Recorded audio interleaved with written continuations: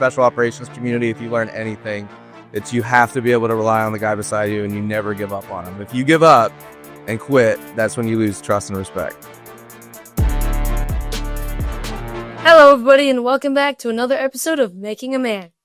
Today, we have Mr. Luke Freshwater with us, and we're very excited to have him on. Yeah, we are. Luke, you have one of the probably the most diverse backgrounds of any guest we've had so far. So let me just go through some of your accolades if I can.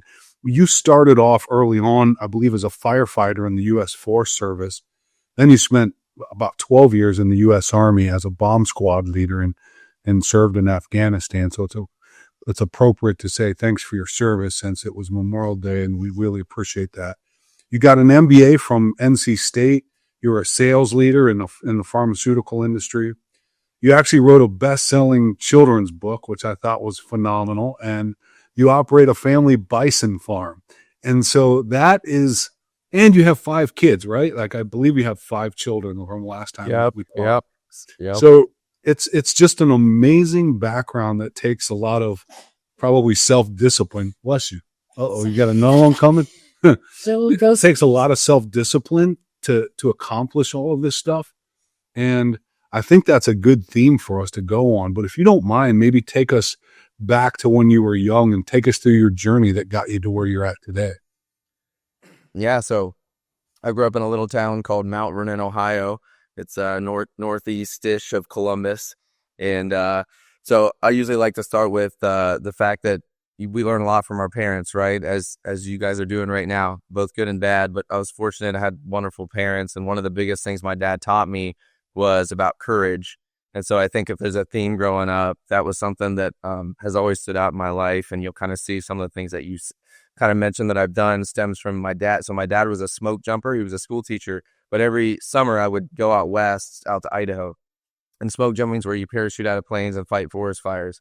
And so from about age 0 to 8, I grew up every summer in McCall, Idaho. And I would watch my dad jump out of planes and fight forest fires, come back super black, black and soot from the fires. And, when you're at a really young age and you experience that, you just are around these courageous men and these people. And so that had a big impact on my life and many other different things that we don't have time to go into that, over the years growing up that had a big impact on my life. And I think that's what really led into some of the things that you talked about. How I went into, being a bomb squad leader in combat in Afghanistan and leading troops over there. And, some of the other things I've done in life, like having a bunch of kids, right. And having the courage to jump into all that. I mean, so, I think for me that was really a theme that stood out. And, I went into the military, but I did ROTC. I actually started my first year of college at West Point. I got into West Point and the Naval Academy. I chose to go to West Point, that got the congressional nominations, all that kind of stuff, and did my whole first year there. But it just wasn't for me, quite honestly. And I wanted to pursue some goals like college baseball and forest firefighting and things like that. So I left the academy, took a ROTC scholarship, played college baseball, spent a summer out forest firefighting in the same town that I grew up in, which was a really cool experience. Yeah, it was great. And I got to go, you'd wake up in the morning and hike up mountains with chainsaws on your back or for PT, or and you just get around these big burly bearded guys that would teach you all kinds of stuff. And I'm just like a college kid, just like had a bicycle, didn't even have a car. These guys would teach me all kinds of stuff. And so I love adventure. I love things that are related to courage and, putting yourself in uncomfortable situations, which helps me grow and get better and learn new things. And so I've always tried to do that to this day in my life and, growing up. And so then once I finished college and had that ROTC scholarship, that's when I went into the military. And a lot of people kind of ask me like how I ended up in the bomb squad. I say bomb squad. The official term is explosive ordnance disposal. We call it EOD, but no one knows what that means. So I just say the bomb squad is how most of us refer to it. But people ask like, how'd you end up with the bomb squad? And it wasn't like I had some dream like I was going to be a bomb squad guy someday. I actually, when you come out of ROTC or West Point academies, you stack rank the branches that you want to do. And so I had all these branches listed, all these cool, at least at that time, what I thought was cool, like armor, like I'll be a tank guy, or I was going to do field artillery, or all these cool things. And you go down the list, and I had some what I thought was like not the most exciting things, like ordnance, which is what I got. And so I find out it's like my 9th choice. I get ordnance, and I'm like, oh my gosh, what am I? I don't even know what we call them, BB counters. Like I want to do cool stuff, And So someone tells me about this EOD thing. They're like, hey, you can try out for EOD school. And I was like, oh, what's that? And they're like, they go on to explain what they do. And I was like, oh, that sounds pretty wild. I'll do that.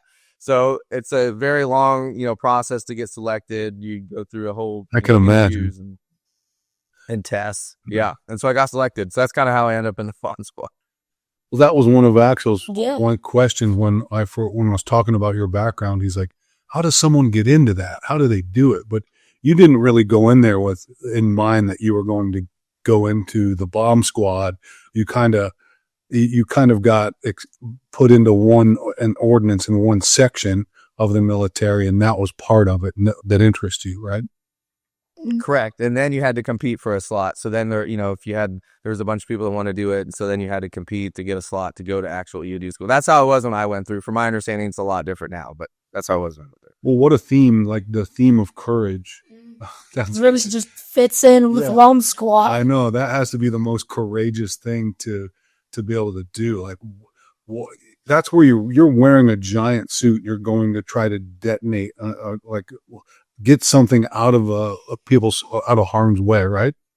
Yeah, but and here's the thing I tell people though. So in the military, there's officers, which are like more the management side of things. If you compared it to a business operating, and then you have NCOs, non-commissioned officers, which are more like the troops on the ground. Those are like your line workers. So I went on the officer side. Anyone that goes through ROTC or the academies, you become an officer, and that's where you hear like when you watch movies, you see like sir, ma'am, and they get saluted. That's the route I went. So I say that to say is I always like to tell people like my guys and my bomb squad teams, which we operate 2 or 3 man teams, those were the guys and gals that were like the super courageous ones. My job was to be the leader. And I learned so fast what leadership was and what it meant at a really young age, leading people like that. I mean, when I was coming in as a 25-year-old, thought I knew everything in life kid, and I show up and I'm leading people that have done 4 or 5 combat deployments. They've done so much, and I have to go earn their respect and earn their trust at a really young age. And so that taught me more than anything at a really young age about what leadership was really about. And so I always like to preface it with like, they were the ones putting the suits on the most. I was trained on it, but I was like their leader type thing. Yeah. How do you earn respect when you're that young of people that have so much more experience than you? That's a good point. Yeah. Yeah. I think so I think the biggest thing I learned real quick was you need to get side by side with them. So, and there's a lot of, I think it's easier to say examples maybe than just say that in general. But like, for instance, when we were in Afghanistan, one of my goals would be to go I would even joke with some of the guys, like, tell me the craziest mission you have coming up, or, what do you have going on? And I would fly out to their site and I would go on that mission with them. And my goal was to just show them that I would go out there and do whatever they were doing. If we were getting shot at, I wanted to get shot at. If they were, taking care of IEDs, I wanted to be right there with them. And I always wanted the guys to know that I was right there beside them. I was willing to do whatever they're doing. And I think what I learned about leaders too, they don't, you need to be knowledgeable and smart, or all those different aspects. So the most important part is they need to know you'll be right there beside them, that you won't give up on them, that you always have their back. That's what leadership taught me. And when you're willing to do that for these guys, they'll do anything for you. They don't expect you to be perfect. They don't expect you to be the expert. But when you go out there right there beside them and they see their manager, in this case, their leader, willing to do those things, that's when you're in their trust, their respect. If they're staying late, I'm staying late. I might not be the fastest, but I don't quit and I'll keep running, right? And I'll stick right there with them. And you never give up. In the special operations community, if you learn anything, it's you have to be able to rely on the guy beside you, and you never give up on him. If you give up and quit, that's when you lose trust and respect. Thanks for sharing that, because I think leaders, even in business or as a father or as a spouse, like the same thing applies, right? It translates very well into every part of leadership and other areas. Yeah. Yeah, without a doubt. I have a little saying I try to live by in leadership and parenting. I took it from a real good friend. It's far more is caught than taught. And so what it basically means is that, my kids are going to follow what I do, not necessarily what I say. And it's the same thing when I was a bomb squad leader. My guys are going to not necessarily always follow what I say, but if they see me doing the right things, if they see me out there demonstrating whatever it is I want them to do, then they're way more likely to catch that than they are just me saying words. So I really like to focus on that with my kids. I always want my kids to see me doing things that I want to see in them, that type of thing. Well, since you were kind of a mentor in the field, who would you say was your greatest mentor? Yeah, greatest mentor. My dad. I referenced my dad when I was younger. So my dad actually lives across the garage from me now. And so we my mom and dad live we built a place, and they sold their place, and we really wanted to create like a special place on our farm where we're at, where they could be next to the kids. And so we had this big dream and vision on the bison farm, and so it took a lot of work, but we put it together and made it happen. But my dad, for me, like I told you, when I was growing up, demonstrated those different things in life that really had a huge impact on me. And I think I always say the most important things he taught me, whether it's integrity or work ethic or these different characteristics. My dad might not have had the most money, or he might not have had the most, all these other things that you might consider successful, quote unquote. But he taught me the characteristics that I needed to be successful in life. And so that's what I appreciate the most. And whatever my kids go and do, that's what I hope that I can instill in them. And I love having, and you can see the relationship we have, that he lives across the garage from me, and we spend almost, he's like my farm hand. He's semi-retired, really, mostly retired at this point. He's our head bison in the back, the bull. He's his best buddy, and he's always helping on the farm, and riding on the floor with my kids, or getting into who knows what. And so it's pretty special to have that at this age. Yeah, you've created an incredible life that you've crafted and created, that you're getting to experience with your greatest mentor. That's really, not many people get to do that. That's pretty impressive. I kind of want to go back, because this theme of like courage, you said something that I talked to Axel a lot about, and I would call it almost self-awareness. When you went to West Point, and everyone was probably so proud, and you were excited, and then you thought, this isn't for me. Like, that takes courage as well, to realize, this isn't a path I want to go on, and to maybe reflect on that a little bit, because everyone thinks courage is this dynamic thing that you're going out and doing. And sometimes it's having the courage to pull back and go another path. Yeah.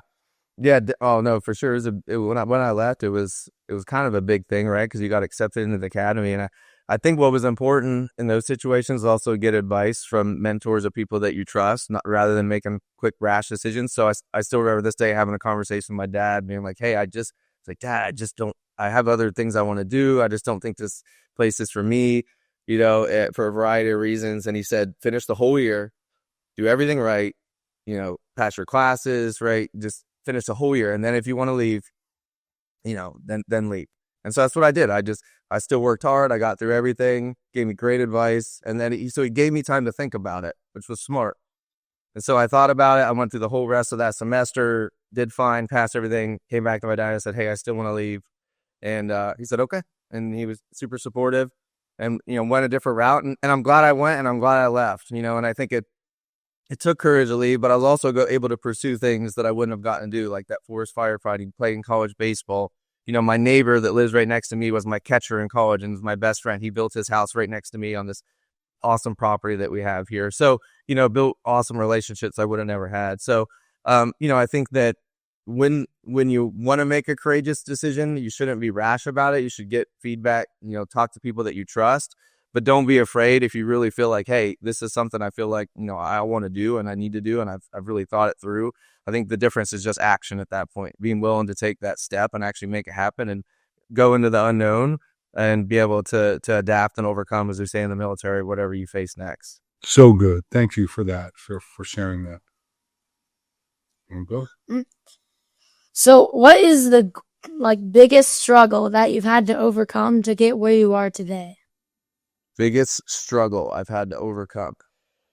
I think that to me, I think for most people, it's your head, right? It's like, it's conquering that attitude of thinking or finding out what you're capable of. I think that's constantly what most of us struggle with. And for me, whether that's having another kid or having lots of kids, or, joining the military in the bomb squad and deciding to go EOD, I think it's a constant struggle for most of us, at least for me. And I think that's what I enjoy about life, is conquering challenges.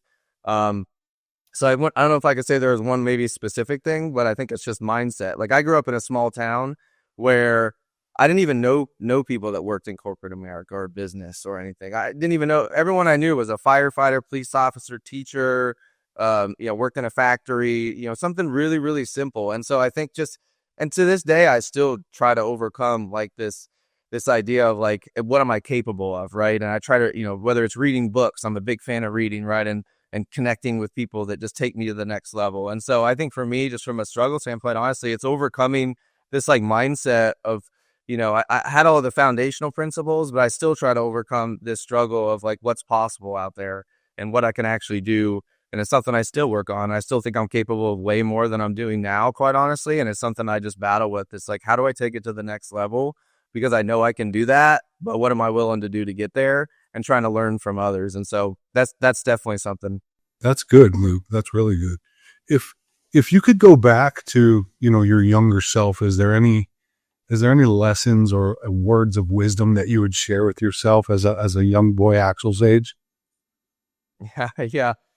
First off, I would say you don't have to have it all figured out. I think sometimes you think you got to have everything figured out at your age, and think you got to know, what do you want to do when you grow up, and all these things. I'd say it's okay to do. I think what you're doing is amazing. Learn from so many, and that's the second piece of advice I'd say is learn from as many people as you can. I mean, that's something I wish I would have done more of, was doing exactly this. Connect with people that have done so many different things in life. Whether it's owning businesses or joining the military, or becoming a police officer, teacher, et cetera, and just listening about their experiences and what they liked about it, didn't like about it, what their story is, and then being able to process that and figure out, okay, what's something I want to try? What's something how can I relate to this and get better? And I think that's something I got exposed to a lot, but I never was intentional about that. So if I gave myself advice, I would do exactly that. I would go learn from a ton of people, get around them. And I think I learned by doing. So I would want to learn by hearing things, but then I would want to go try things. So go join them, go for a day and go side by side and jump in and see what they do. So I think those are probably two things. You don't have it all figured out. Go learn from a bunch of awesome people that are doing great things and try to glean off of them. Be careful what you say. You might have another sidekick on your bison farm for a day or two. Put him to work. I love it. We'll put you to work real quick, buddy. Come on up. Go ahead. All right. So could you tell us the story behind how you got into bison farming? That's a good one. Yeah. So I wrote a kid's book, Bryson the Brave Bison, and that's a whole. I'll try to summarize that real quick. But 5-6 years ago, I learned this concept about bison, which was instead of running away from storms, like in real life, bison actually face storms and they go through it. You'll see this analogy sometimes, like Rich Froning in CrossFit. He uses a lot. He uses the end of the storm analogy. I've seen it in some business folks use it as well. And so I learned this. I started using it with my kids.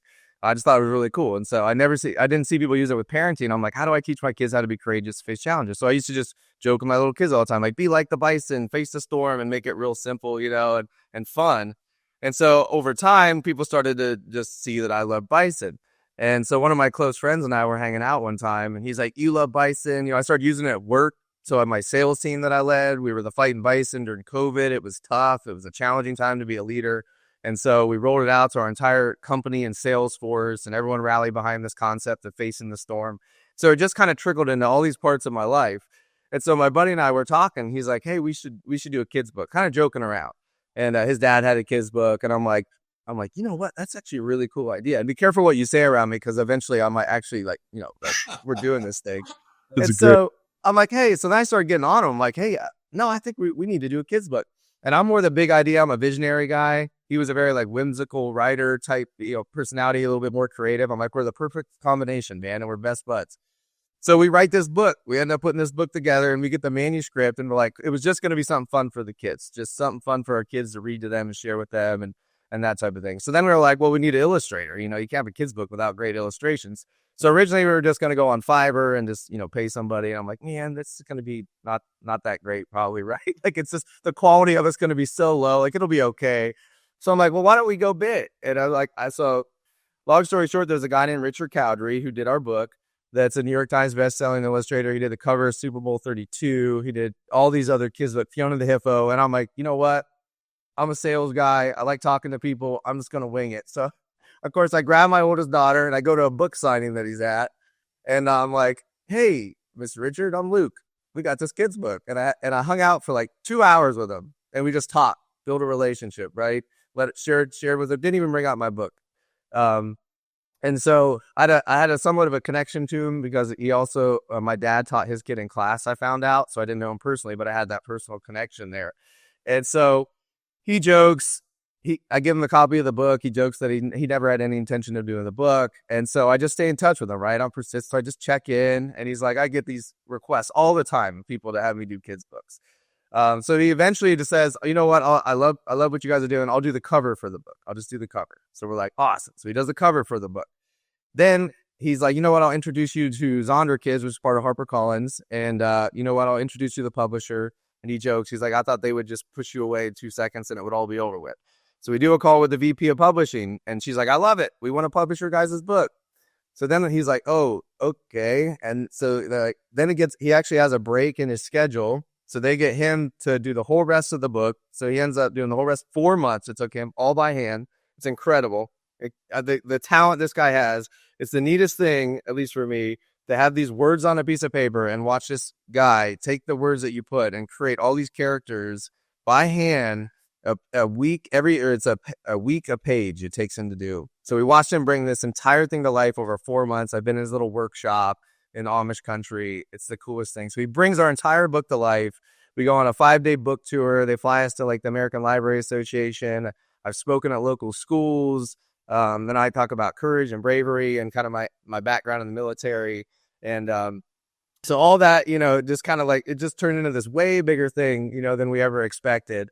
And I gift it a lot. I love gift. Honestly, today, my favorite thing to do is I just gift it to parents. It's like, I just love giving it as a gift, and sharing my heart about it, right, and how it came to be. And, if they're a young parent, like I am, and they're just, so that's usually what I do it. So then, sorry, it's a long story, but the bison aspect of it, I wanted to bring the character to life. So we lived in a neighborhood, and our family decided, my wife and I decided, we had this big vision on our mind to do what we're doing now. We wanted to start a homestead, have our kids learn work ethic and have animals. And I said, well, I've always wanted to bring Bryson to life. That's the main character. So we had this big vision in our mind of bringing Bryson to life on a bison farm. And so long story short, obviously that's what we did.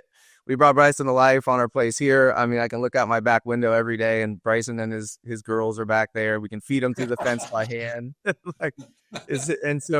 So we literally, we take people back there all the time. We have friends and family come over, and we feed them through the fence. And my kind of thing is every day we wake up, my kids look back there, and they know the analogy, and I'm able to constantly remind them, right, of facing challenges and working through hard things and all that kind of stuff. So that was kind of the big vision over 5 years or so. And so, Luke, that is just incredible how this one little idea sparked a whole lifestyle even, right? Like this, that's just amazing. It really is. So this was a great conversation. We don't want to take up all of your time, but in the last question, I would ask you this: is there any like departing one lesson that you would share with Axel that maybe you've learned over your career and your life that has stuck with you? Yeah, I'll leave you with I love things in threes or simple things, and there's an equation that I also use with my kids and in my own life. The Ohio State, I live in Columbus, Ohio, so the Ohio State Buckeyes actually used this when they won the national championship. They had a consultant named Tim Kite that actually taught them this. So, but it's called E plus R equals O, and E stands for event, R stands for response, and E stands for outcome. And they call it your R factor. And you can apply this to almost anything you do in life. And what it means is there's certain events that are going to happen in your life. Most of them you can't control, whether it's health aspects of getting cancer, right? Whether it's, if you're at work and you're in sales and you get turned down 100 times, whether it's being a parent and your kid has something happen, right? On and on and on. Many things we can't control events. R is how you respond to them. That part you can control. So what happens and how I control with my response is what's going to determine the outcome that happens in whatever that particular thing is. And so that's something for myself that I constantly try to remind myself that this might be happening, but how I respond to this is going to determine what kind of results I get. And the more I respond in a good way, right, whether it's being courageous and working through things, facing challenges, whether it's doing the right thing when it's hard, right, whatever you want to apply it to, that's going to create a better outcome for me. And that's the same thing I try to instill in my kids. It's a super simple equation, but if they can control how they respond to something happening in their life and they can work through that, no matter what they face, right, they're going to be able to get through it because they've been able to control the R factor. So if I could leave you with anything, that'd be something. I love that. Great. Yeah, that is really good. So Anything else, Axe? No, guys. That was good. This was good. Yeah. We really appreciate your time, Luke. And I look forward to staying in touch as always. All right. All right. Yeah. Good job, Axe. Thanks for having me on. Thanks for joining us today on Making a Man. If you found value in today's episode, don't forget to subscribe and share it with others. Together, we can keep inspiring and guiding the next generation. Thank you. See you next time. Oh!